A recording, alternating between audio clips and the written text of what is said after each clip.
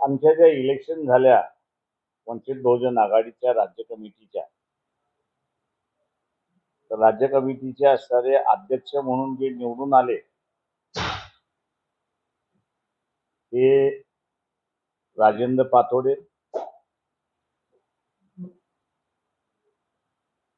आजची जी बैठक झाली त्या बैठकीला उपस्थित होते नागोराव पांचाळ, ॲडव्होकेट अरुण जाधव, जीतरत्न पटाईत, डॉक्टर चित्रा पुरे, त्याच्याच बरोबर सर्वजित बनसोडे,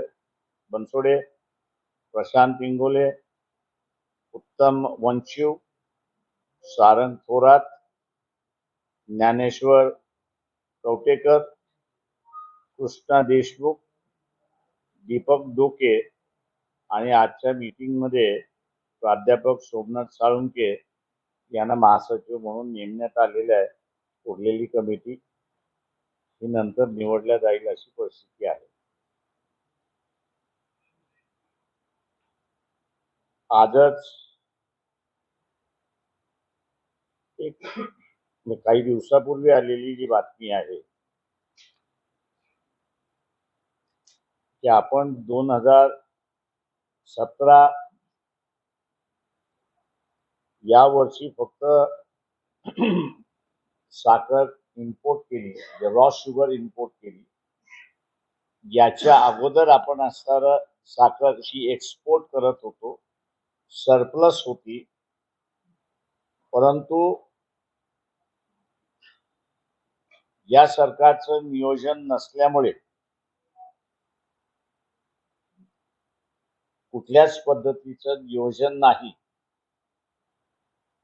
फक्त कमवणं एवढाच अजेंडा असल्यामुळे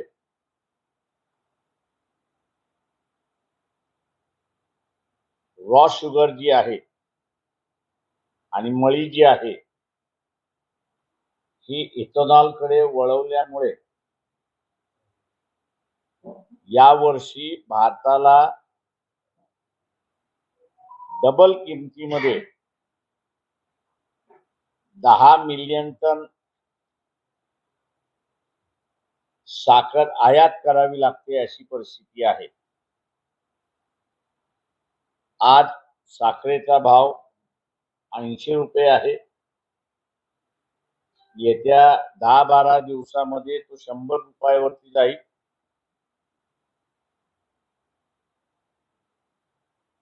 मोदक आता गोड लागण्याच्या ऐवजी कडू लागायला सुरुवात होतील अशी परिस्थिती आहे.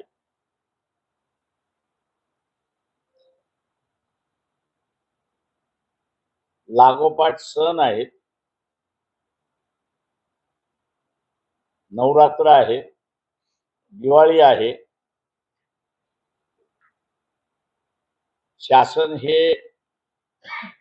आम्ही धर्माने हिंदू आहोत असं म्हणतात आणि धर्माचं आम्ही संरक्षण करतो असं गाजावाजा करतायत.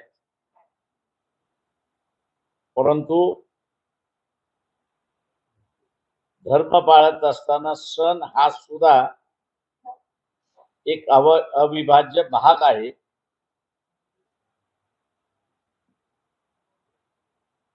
तेव्हा ते सण गोड होण्याच्या ऐवजी हे आता कडू व्हायला लागलेत अशी परिस्थिती आहे. आणि ते एकाच कारणामुळे की रॉ शुगर आणि मळी हे दोन्हीही मोठ्या प्रमाणात इथेनॉलकडे वळवण्यात आलेले आहेत. हे इथल्या शुगर माफियाला माहीत असताना सुद्धा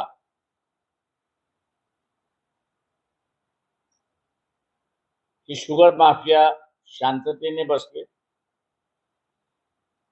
कारण का त्यांच्या लक्षात आलं की एवढ्या मोठ्या प्रमाणात रॉ शुगर आणि इथेनॉल करण्यासाठी गेलं तर भारताला लागणारी साखर ह्याच्यामध्ये शॉर्टफॉल होणार आहे.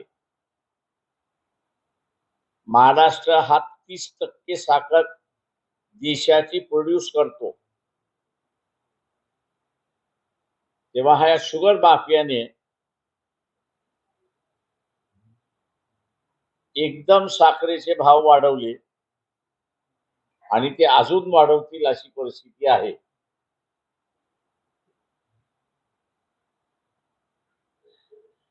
जनतेला आमचं एवढंच सांगणं आहे,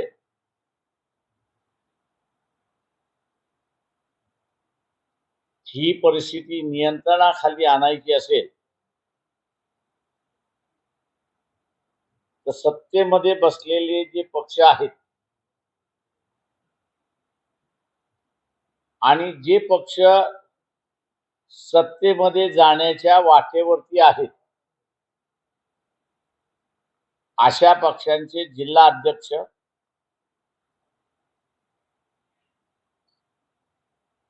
पंचायत समितीचे सदस्य, जिल्हा परिषदेचे सदस्य, नगरपालिकेमधले निवडून आलेले सदस्य, आमदार, खासदार यांच्या घरासमोर धरणं धरल्याशिवाय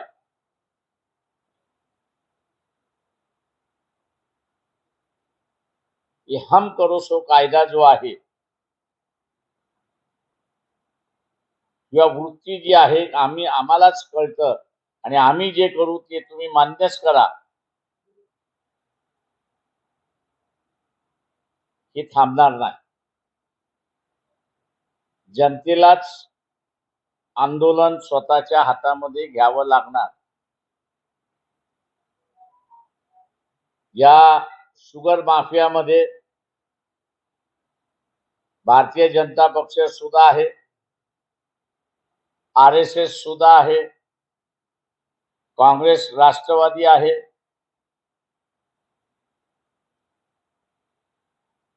या शुगर माफियामध्ये कोणी नाही तर वंचित बहुजन आघाडी नाही. आणि म्हणून रोखोक भूमिका आम्ही त्या ठिकाणी घेऊ शकतो. हे आंदोलन आणि साखरेचा भाव हा पुन्हा कमी करायचा असेल तर जनतेने हे आंदोलन आपल्या हातामध्ये घेतलं पाहिजे आणि जनतेनेच उतरलं पाहिजे, तरच साखरेतली गोडवा कायम राहील. नाही तर कडूपणा आपल्या सगळ्यांनाच टेस्ट करावं लागेल अशी परिस्थिती आहे. आपण आता विचारा.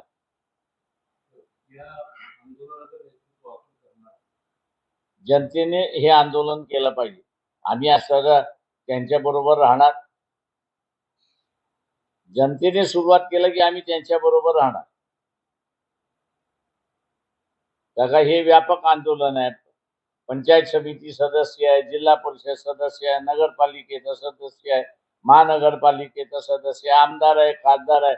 या सगळ्यांच्या घरासमोर तुम्हाला निदर्शनं केल्याशिवाय आता गत्यंतर नाही. हे डिक्टेटरचं सरकार आहे आणि डिक्टेटर हा एकाच गोष्टीला घाबरतो. मी नेहमी म्हणतो, तो कुठल्या राजकीय पक्षाला घाबरत नाही, तो कुठल्या नेत्याला घाबरत नाही, पण तो मास, ज्याला जनता आपण म्हणतो, त्यालाच डिक्टेटर घाबरतो. हे आपल्याला जंतर मंतरच्या आंदोलनावरनं लक्षात आलं असेल.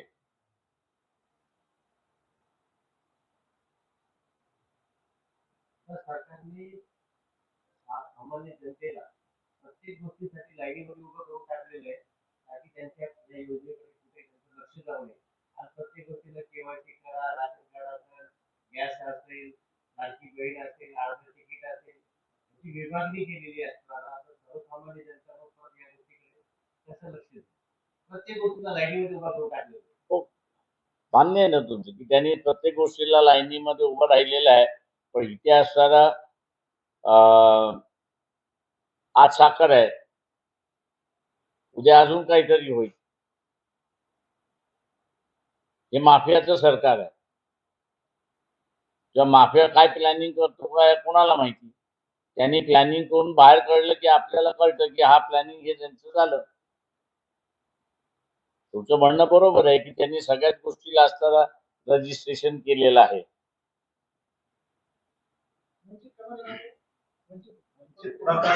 आम्ही असताना घेणारच आहोत. कोणतं म्हटलं आम्ही जाहीर केले त्याच्यामध्ये. जी लॉन्च करताना त्यांनी सांगितलं की पेट्रोलचे भाव कमी होतील. मात्र इकडे बघितलं तर साखरेचे निर्यात वाढली, त्याचे भाव वाढले आणि पेट्रोलचे भाव जसे तसे आहे. दोन्हीकडून तुलना होती. नागरिक उतरला तर भाव कमी होतील. नागरिक जोपर्यंत उतरत नाही तोपर्यंत भाव कमी होणार नाही.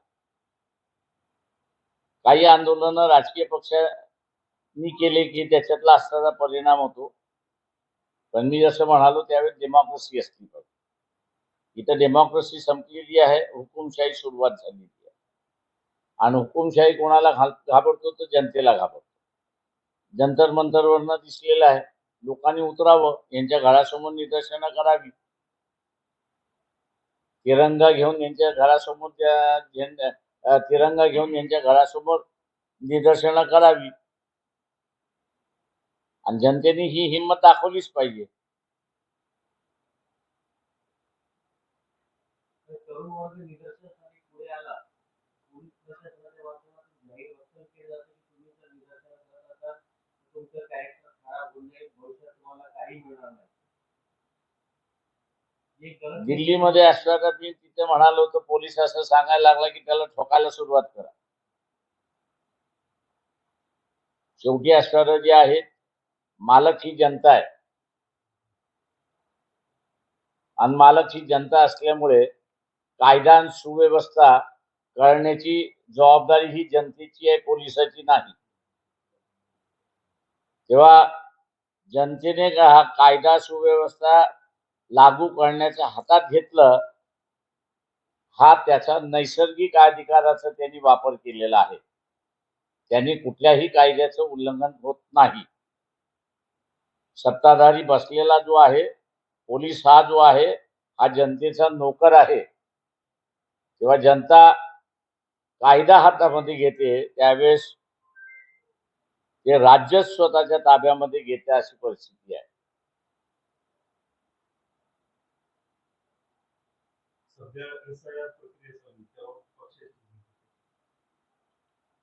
तुम्हाला किती काढणार ही मी आकडे दिले होते, बरोबर आहे. आता किती इन्क्लूड केले जातील तोही आकडा देतो. 40 ते 45 लाख मतदार हा इन्क्लूड केला जाणार आहे.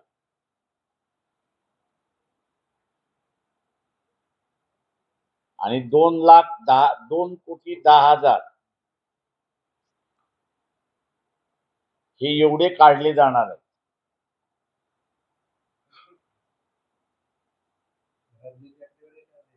हे राज्याची आकडेवारी देतो, महाराष्ट्राची.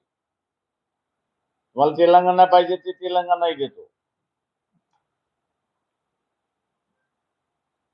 साखरेचे भाव उतरले त्यामुळे शेतकऱ्यांना उतरताना भाव मिळेल अजिबात नाही. भाव फिक्स झालाय.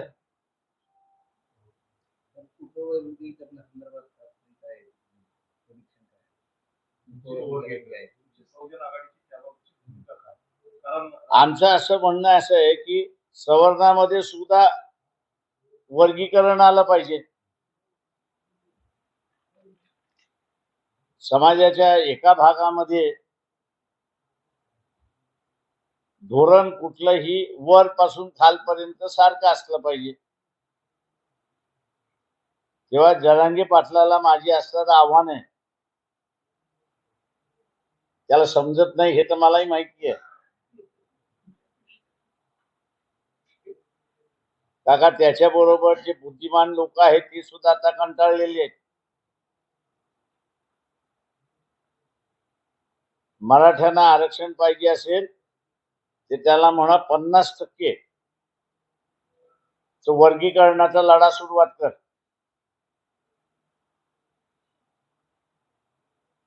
त्यांनी 50% मध्ये लढा सुरुवात केला तो जेवढं मागतोय त्याच्यापेक्षा जास्ती त्याला मिळेल.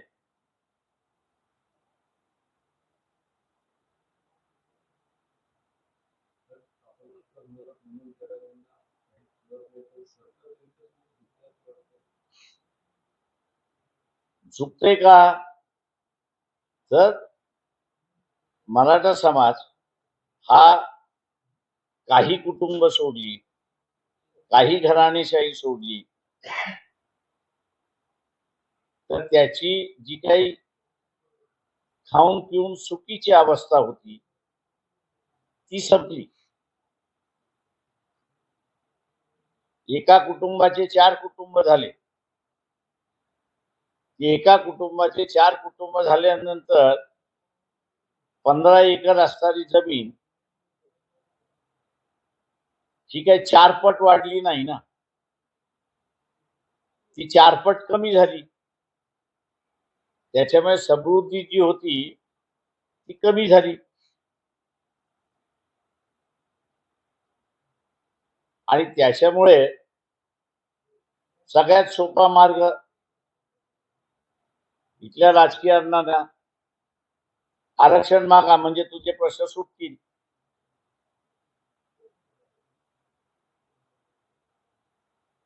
हा वर्गीकरणाचा लढा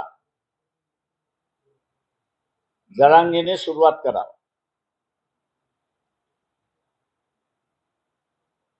त्यांना फायदाच फायदा आहे. एससी मध्ये उपवर्गीकरणाची लढाई सुरू आहे. एकीकडे मराठा समाजाचे स्टुडंट बाकीच्यांचे दोन समाजाचे.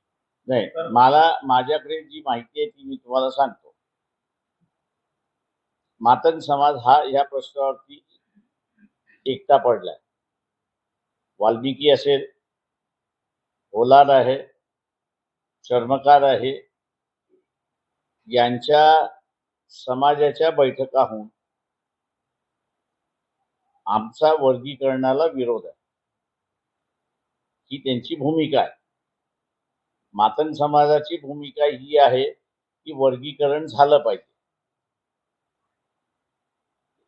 त्याच्यामध्ये हा सगळा प्रश्न अडकलेला. जेव्हा आम्ही म्हणतोय की हा प्रश्नाचा तोडगाच काढायचा असेल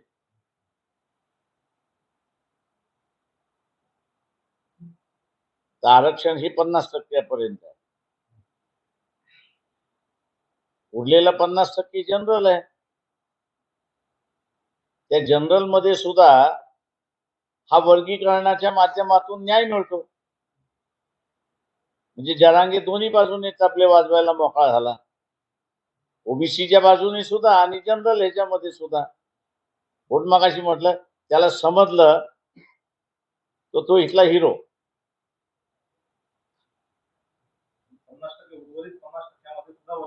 50 उरलेल्या 50% एखादं धोरण अर्धवट नाही ना तुम्ही लागू करू शकत. आता जसं मी म्हणालो की एससी मध्येच ट्रायबल तर विरोधातच आहे पूर्णपणे वर्गीकरणाच्या. एससी मध्येच उघड भांडणं तुम्हाला दिसायला लागली. मातंगांचे मोर्चे निघतात ते म्हणतात वर्गीकरण झालं. कोलारांचे निघाले ते म्हणतात विरोध. वाल्मिकीचे निघाले की ते म्हणतात विरोध. चर्मकाराचे मिळाले ते म्हणतात विरोध. त्याच्यामुळे एकसारखं धोरण जर आलं, जसं आरक्षणाच्या 50%ला धोरण आलं तसं खुल्या वर्गातल्या 50%ला हेच धोरण लागलं वर्गीकरणाचं, तर भांडणच मिटून जातं.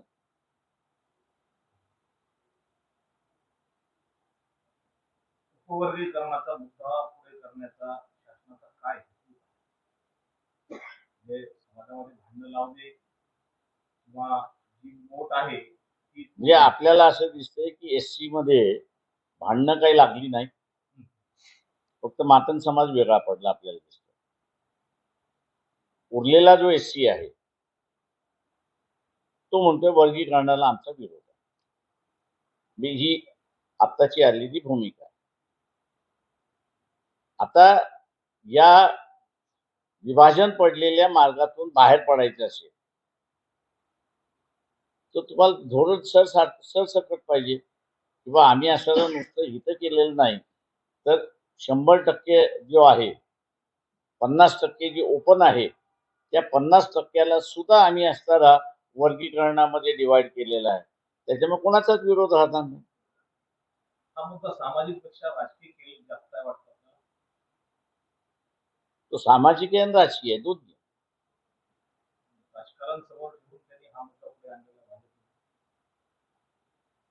मी म्हणालो राजकीय सुद्धा आहे आणि तो सामाजिक पण.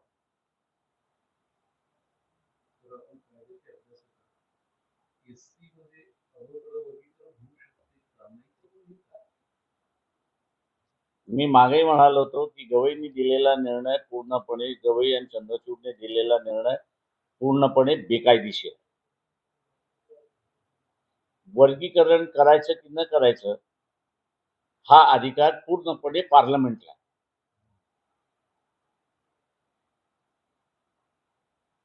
पण सुप्रीम कोर्ट आहे निर्णय दिला मान्य करा.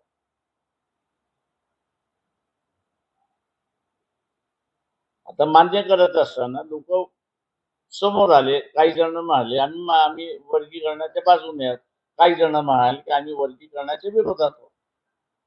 आता त्याच्यातून मार्ग काढायचा असेल तर 100% वर्गीकरण झालं पाहिजे तुम्हाला. आता मग एक पॉलिसी म्हणून होती ती.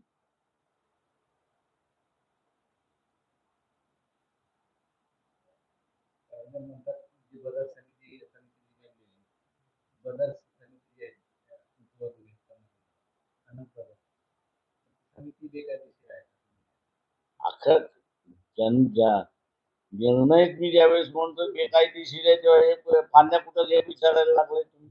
नाही, राज्याने जी झाडच बेकायदेशीर म्हटल्यानंतर फांदी सुद्धा बेकायदेशीरच झाली ना. दोन दिवसापूर्वी आपण एक धनुष्यबाण गोठवले जाईल याचा फायदा सर्वत्र बरोबर आहे. उद्धव म्हणाले का की फायदा होणार नाही बीजेपीला म्हणून. एकनाथ शिंदे असं म्हणाले का की गोठवलं तर फायदा बीजेपीला होणार नाही म्हणून. वस्तुस्थिती आहे, त्यांना फायदा होणारच आहे. भगदड मागणारच आहे. शिंदेना पर्याय भाजपच राहणार आहे. दोघांनाही भाजपारी आहे.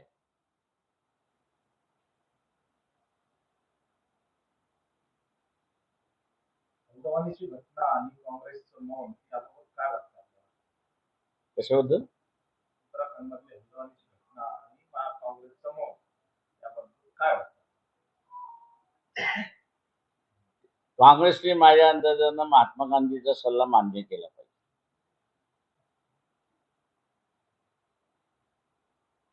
कारण त्यांना स्वतःला राष्ट्रीय पक्ष म्हणतात, पण राष्ट्रीय पक्ष म्हटल्यानंतर भूमिका ही गोड असते आणि कडवी असते, पण भूमिका या घ्याव्या लागतात. आता जर तुम्हाला भूमिका घेण्याची ताकदच राहिली नसेल तर माझं म्हणणं आहे महात्मा गांधी जिंदाबाद.